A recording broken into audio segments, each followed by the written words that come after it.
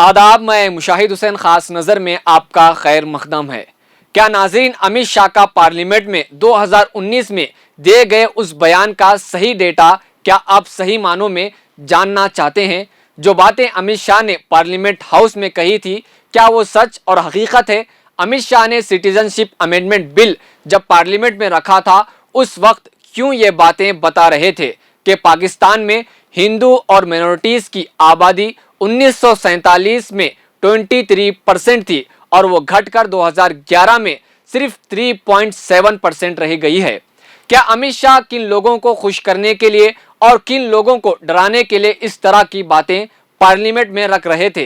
तो इस वीडियो को ज्यादा से ज्यादा शेयर करें। अगर ज्यादा लोग इस वीडियो को देखेंगे तो हमारी टीम इस पर एक तहकीकी रिसर्च डेटा के साथ आपके सामने हकाइक को सामने रखने की कोशिश करेंगे। सदन को ले जाना चाहता हूं कि जो उसके बाद में 40-50 साल में हुआ वो क्या हुआ। मान्यवर, 1947 में पाकिस्तान के अंदर अल्पसंख्यकों की आबादी 23%। जरा ध्यान से सुनो दादा, ध्यान से सुनो।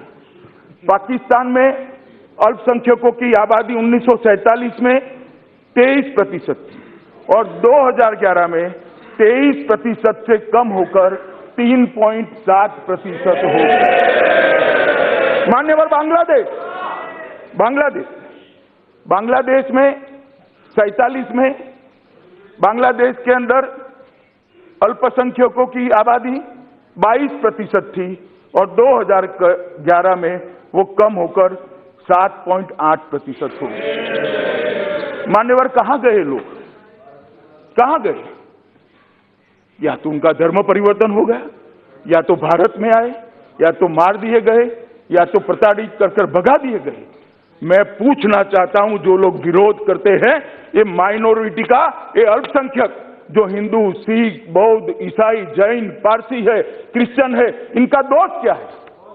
क्या दोष है उनका?